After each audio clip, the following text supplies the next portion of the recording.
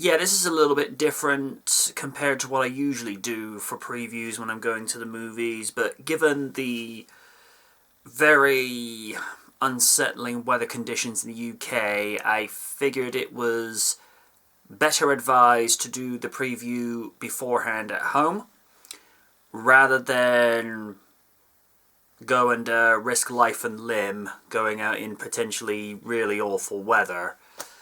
Not to say that it will happen, but as a wise random once said, failure to plan is planning to fail. So, this is a little bit untraditional with regards to previews, but because of what I just mentioned, it's kind of irrelevant. Sonic the Hedgehog.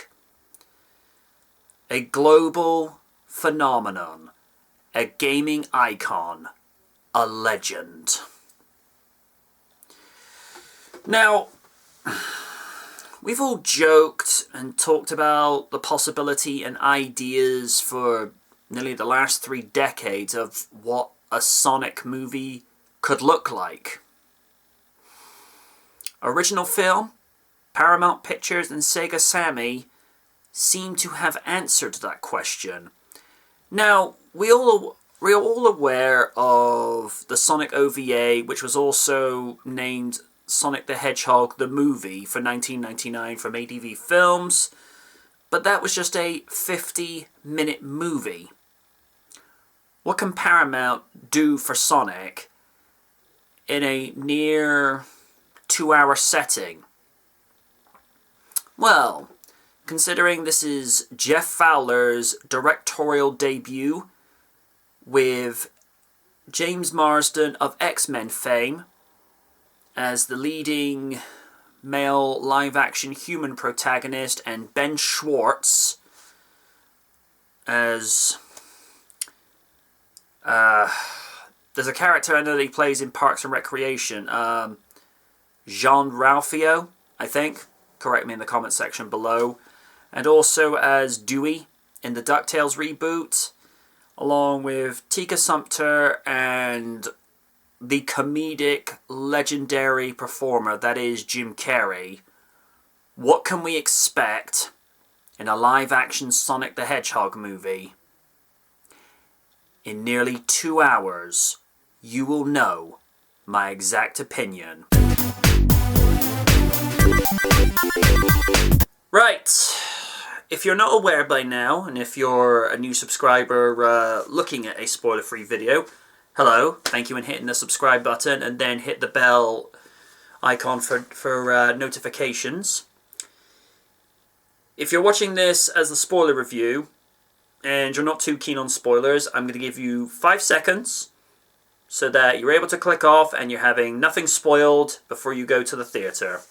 So, in 5, 4, 3, 2, 1. Sadly, Thunderbirds are not go with this, but I thought it'd be a nice little play into. I'm going to get into writing, because that's where we always begin with movies. Not just with the process of making the movies, but in the process of reviewing them. The dialogue is fine between the characters. I feel like there's a lot of camaraderie and chemistry between Ben Schwartz's Sonic and James Marsden's Tom Wachowski. Tom is a very likable guy. He just wants to excel up the ladder, to go from being a sheriff to actually being, doing more with the San Francisco Police Department, because where he is at the moment in Green Hills, Montana, which I felt like was a nice reference to the first Sonic level, or Sonic Zone, depending on your preference. I'm more of a Zone guy. He really wants to not be big fish in a little pond. He actually wants to be the big fish in the ocean. He really wants to be like that Michael Knight, really go out and make a difference. Sonic's origin with this movie, it felt a little too brief. I felt like if we had spent, say, 10 to 12 minutes on his world, let's just call it Mobius for all intents and purposes. If we had spent, say, 10 minutes, because all we know is, before Sonic comes to Earth, is that he's an orphan, he's looked after by an owl, a caretaker, that's Longclaw the Owl, which I'm guessing might have been a reference to the Sonic OVA. Maybe, I don't know.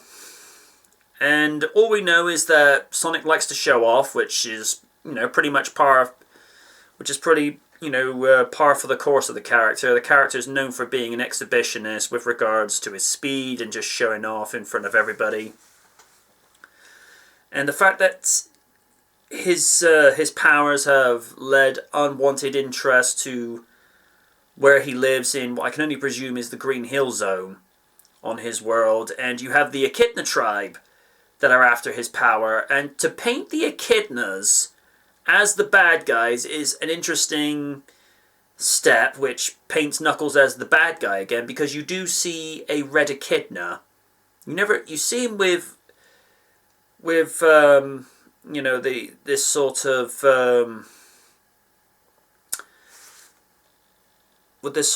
forest attire, even with a mask covering up who he is, but all the other Echidnas are either like brown colored fur, but Knuckles he's the only one that's got red fur. So it's just like, okay, so what is will this set up a potential sequel where Sonic confronts him and he's just like, you. And the idea that the ring... Now, a lot of people are narking on saying the rings are not interdimensional portal uses. Well, they are. Particularly if they're used in the context of the entrance to the Special Zone from the very first Sonic game.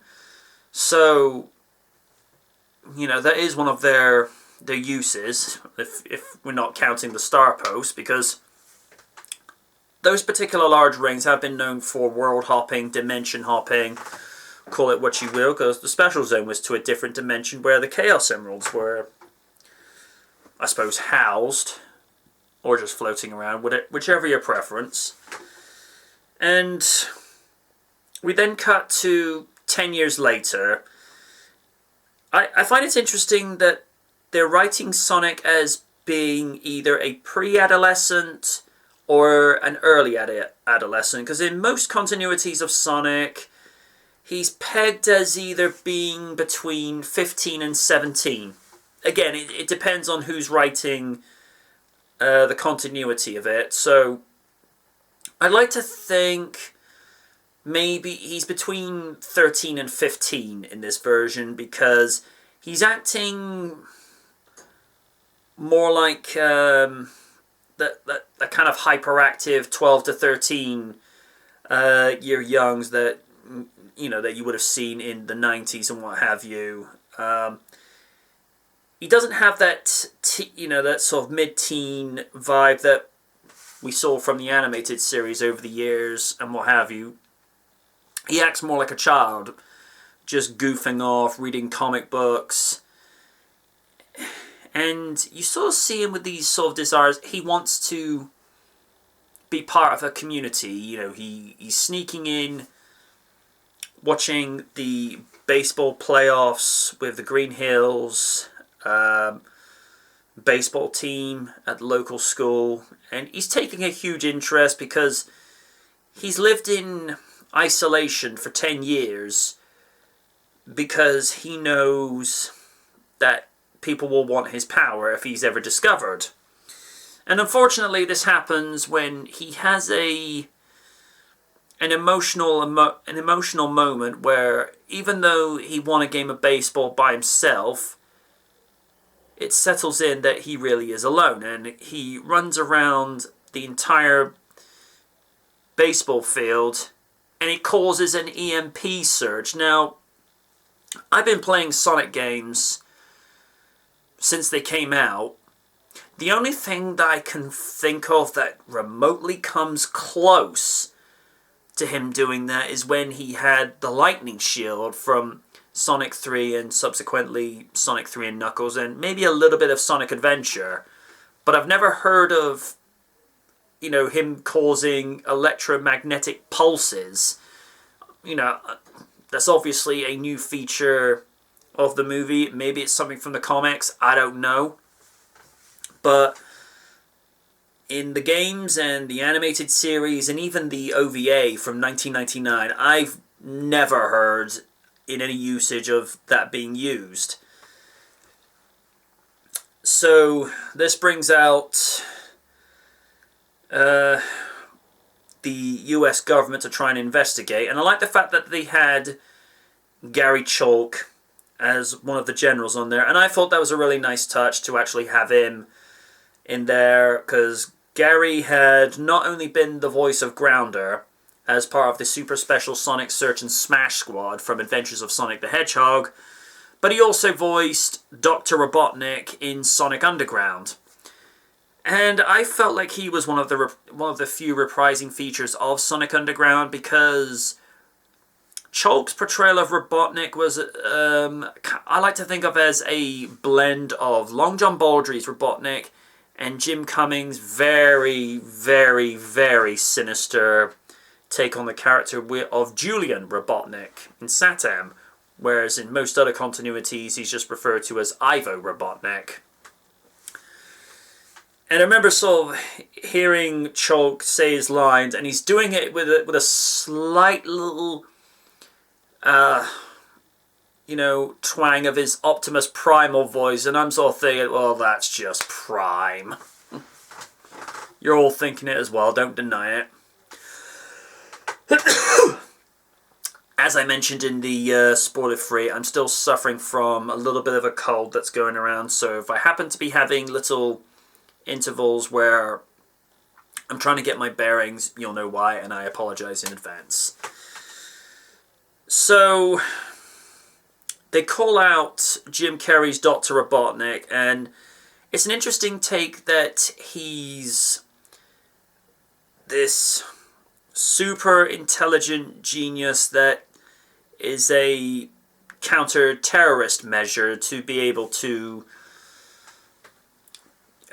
combat these threats to life, but he's regarded in such a way that nobody wants anything to do with him. And seeing the way that Jim portrays Robotnik in this is kind of understandable.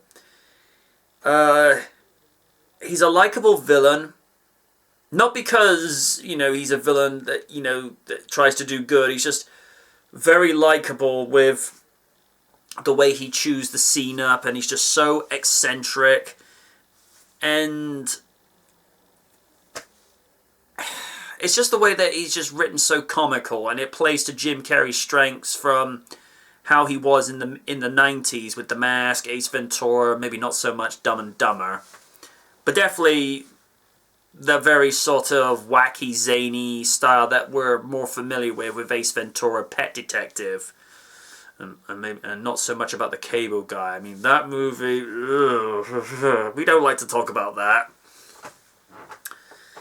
So we have the setup where Tom encounters Sonic in his shed, and it's kind of like, I think the scene portrays it realistically. It's like, I have an unidentified being of some descript, and I don't know how to react, and, you know, he just tranquilizes him, but you know, Tom then did think Sonic was a raccoon. And it sets up this buddy road trip setup where,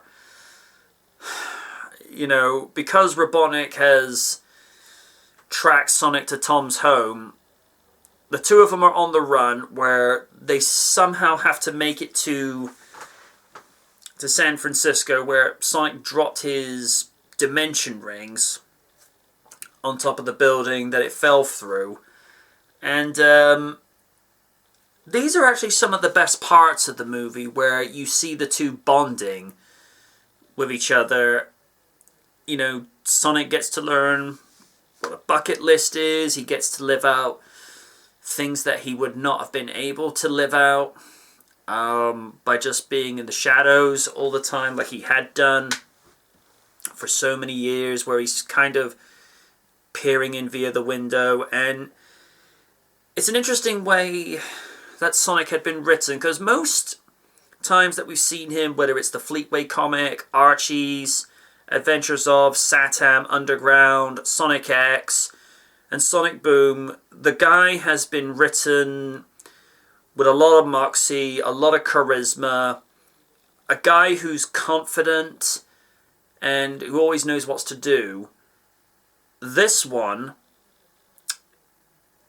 there is that charisma there and that infectious love for life, but this is a much more flawed version of the Hedgehog with attitude, because he's lonely, he's vulnerable, he doesn't really have a lot of social cues like he would have had if this had been based off previous incarnations. But because this is a version of the character that spent the better part of 10 years living by himself in obscurity, he has quite a lot of anxiety, and it's just actually interesting to see him, you know, question a lot of things that he's doing. And he so wants to have, you know, contact, conversation, something that, you know, allows him to actually feel like it's okay, you know, to be able to actually have someone to talk to. The sort of things that we take for granted each day, he would see as, you know, an absolute gift and joy just to be able to have a conversation with somebody. And I thought that was a very interesting way of looking at him. I think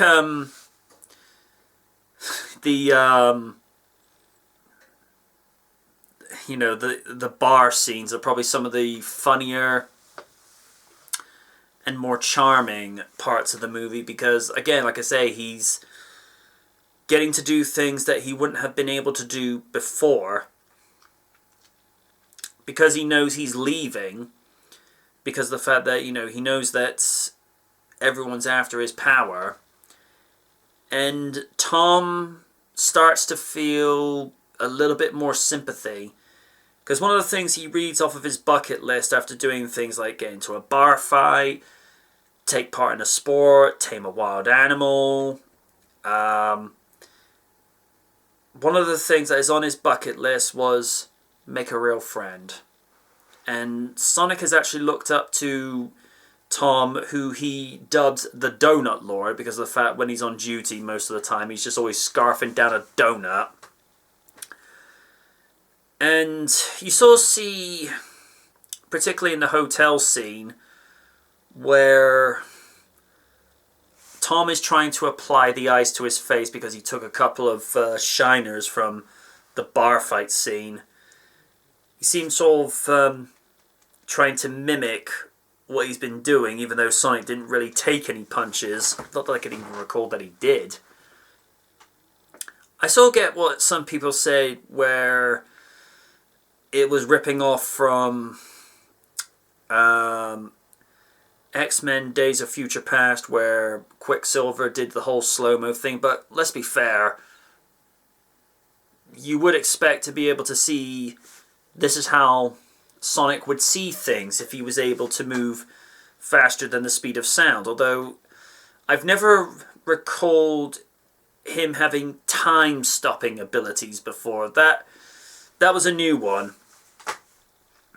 But and also, I did like the little Easter eggs that I was able to spot, because in one of the circuit breaker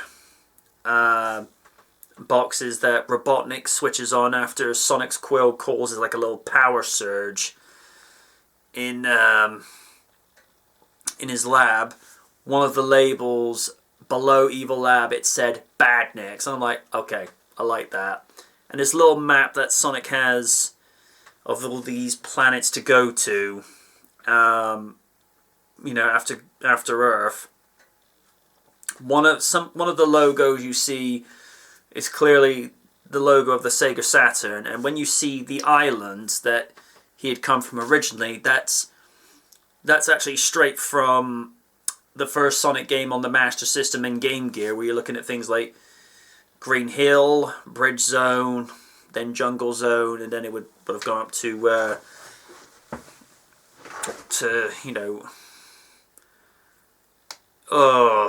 Scrap Brain Zone. So I like those little Easter eggs. I felt it was getting a little bit tedious with the way one of Robotnik's tanks would... It was almost like a sort of a Gary Stu tank, or Stu tank mode, where it goes from this huge tank to then something smaller, and then to like this little, robo unit bike, and then to this little bug. I felt like it was, from the first segment, it was mimicking the transition from the Tumbler to the Batpod from the Dark Knight, when the Tumbler got destroyed after the Joker launched that rocket launcher at him, and then it just goes from, the Lamborghini tank, style tank of the Batmobile and into the Batpod. So I felt like it mimicked that a little bit.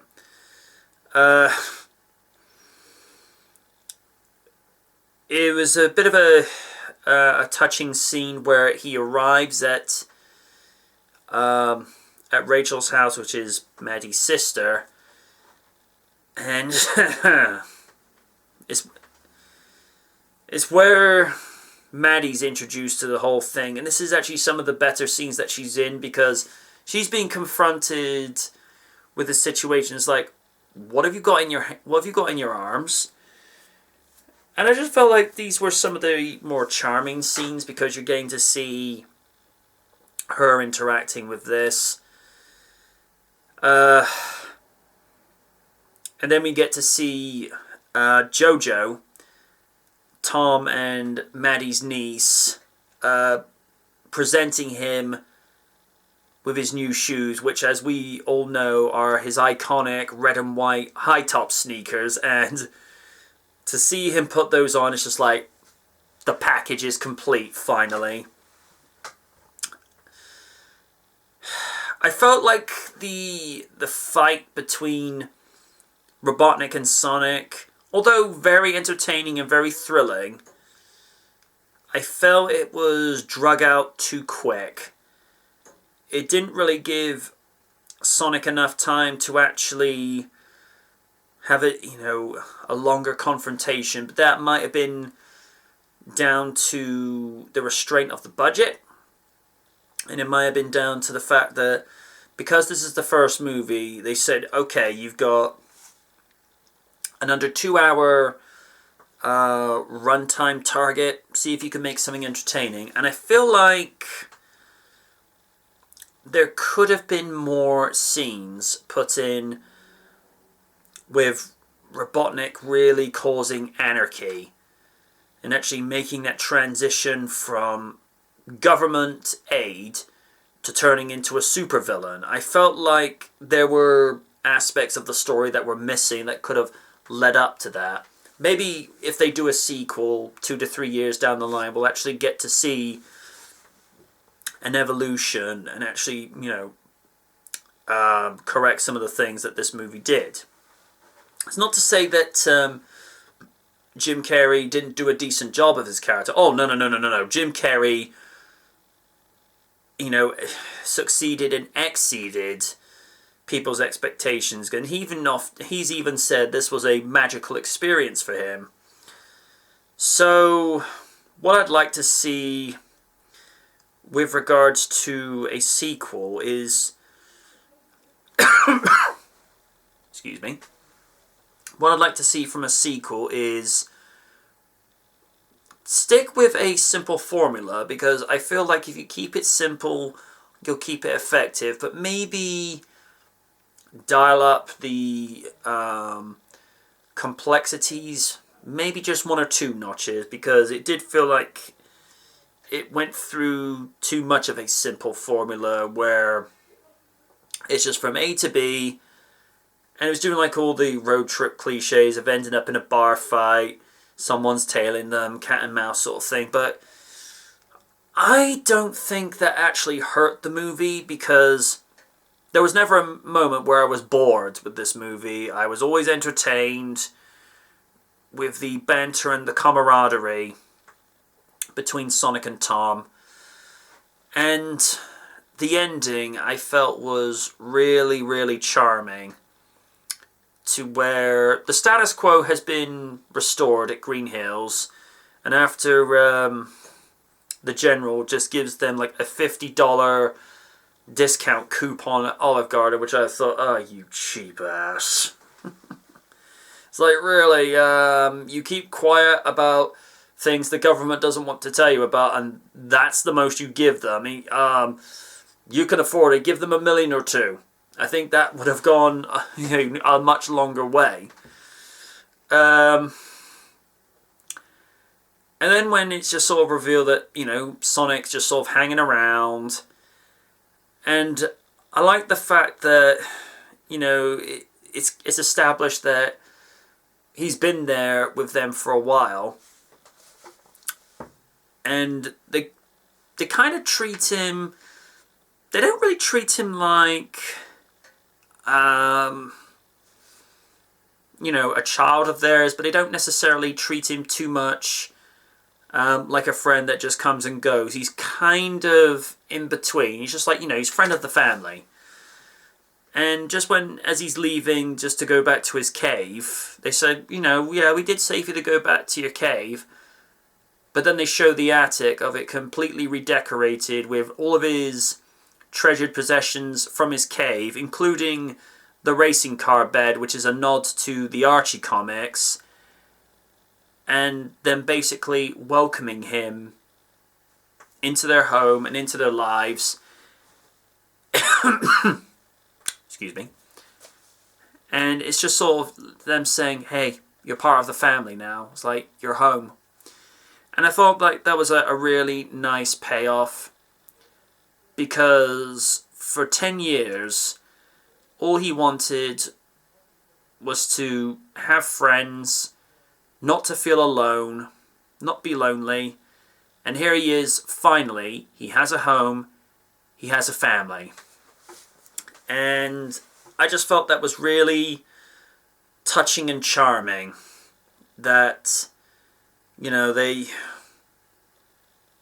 they don't have a parent-son situation with him, but he knows he can count on them, because it's not like he can go to a school in fear of, raising questions from local authorities and what have you. He can't go out and get a job, because, again, what would he be able to do? But he knows that they are there for him. And, it's a sort of satisfying thing for Tom at the end. He's staying in an area where he knows that people, respect him. He's beloved.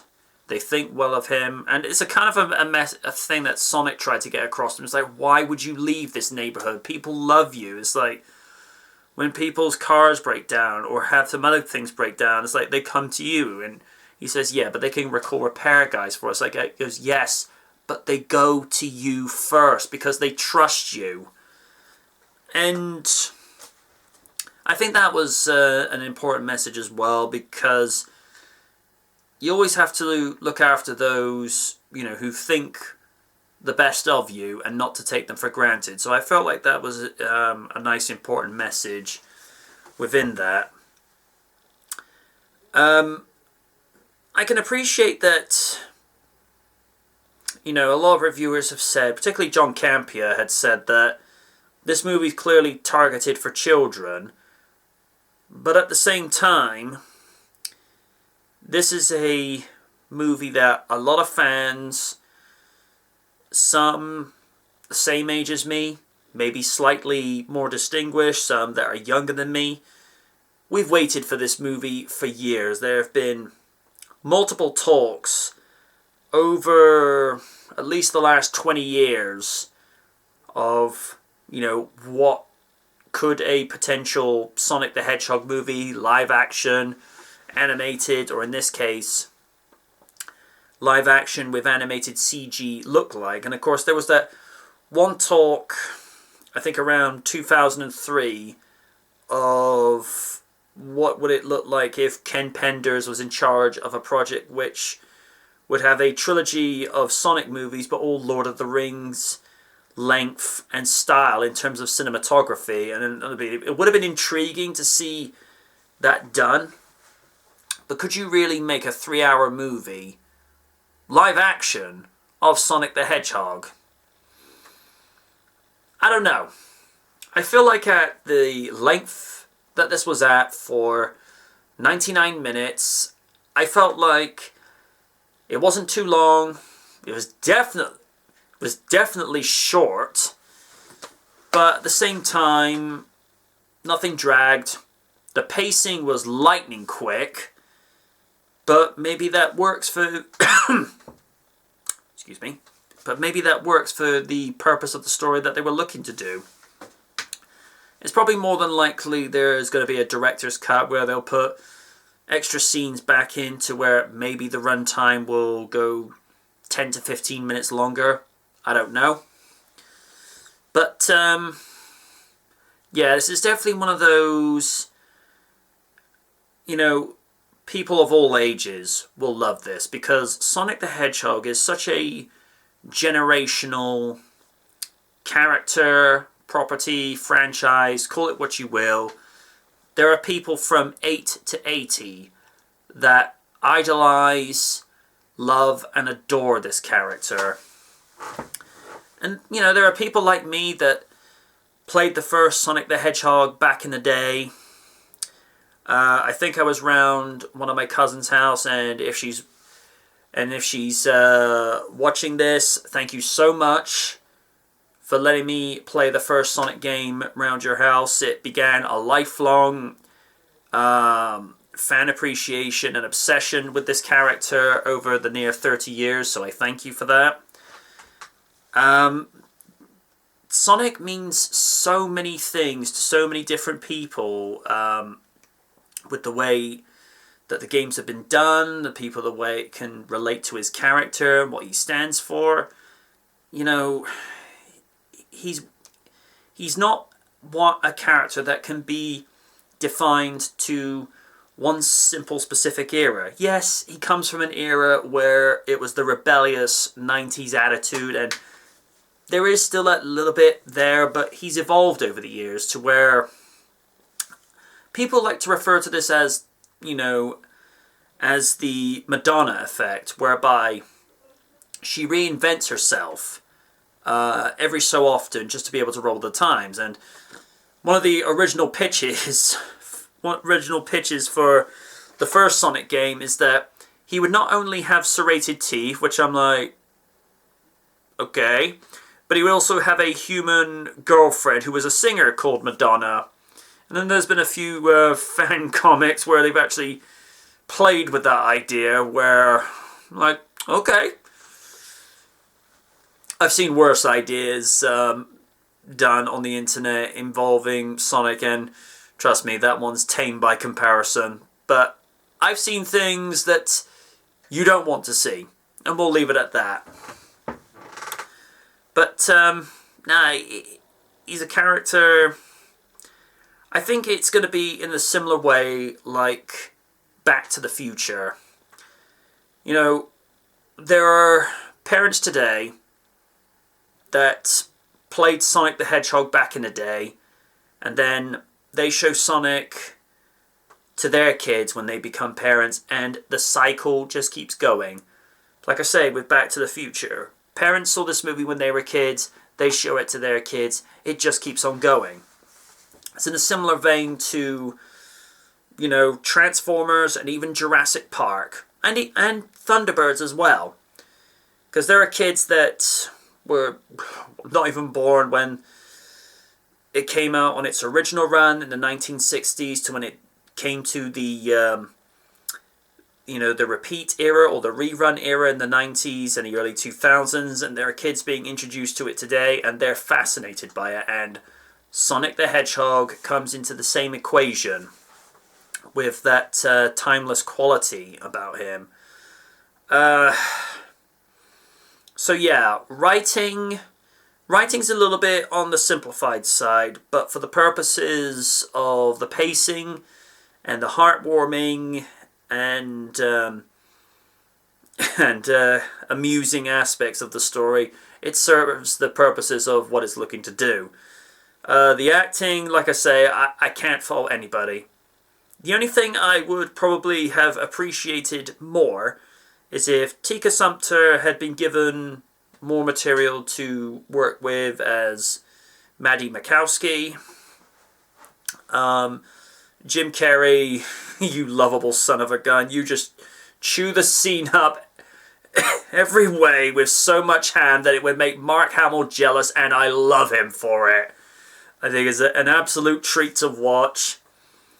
And some of the gags that he comes up with, people are going to be quoting for years, like, of course I want a latte.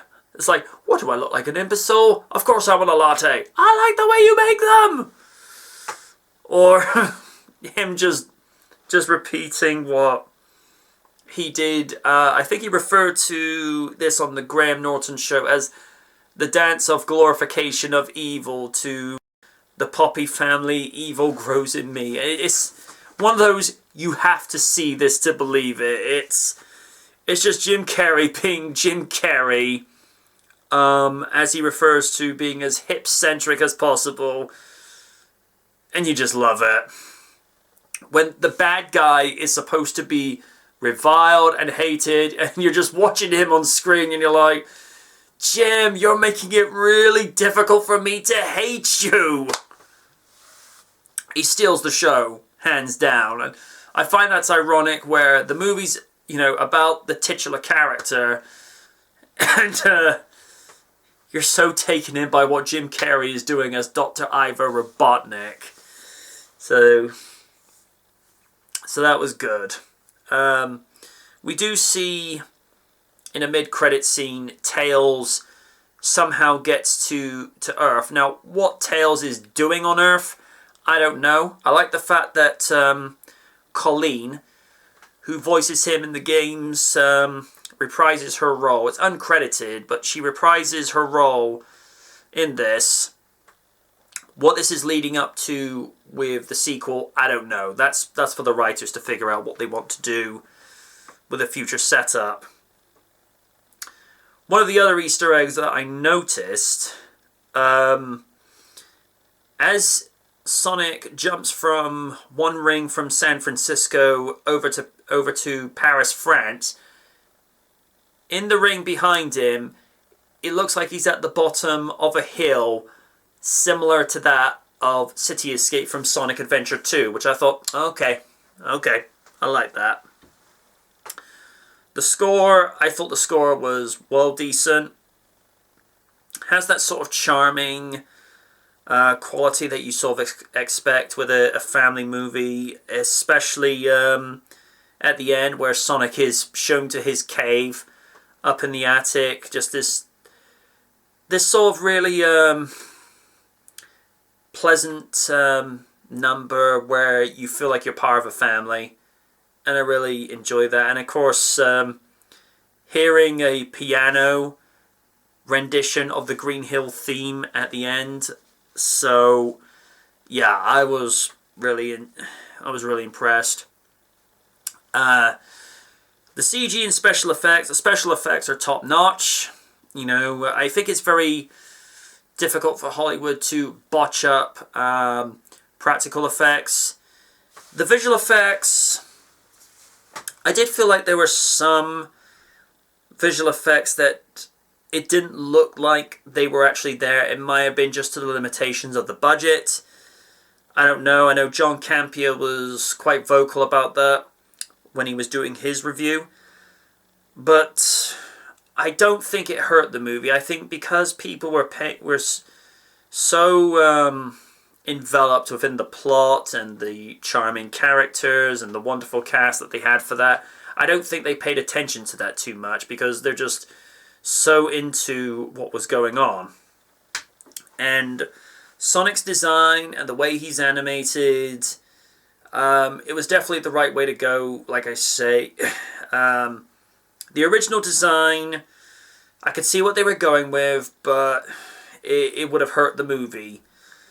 And like I say, Tyson Hesse did a wonderful job in redesigning the character to where it looked plausible in a real world setting, but at the same time, you look at the redesign, it's like, that's Sonic, you know?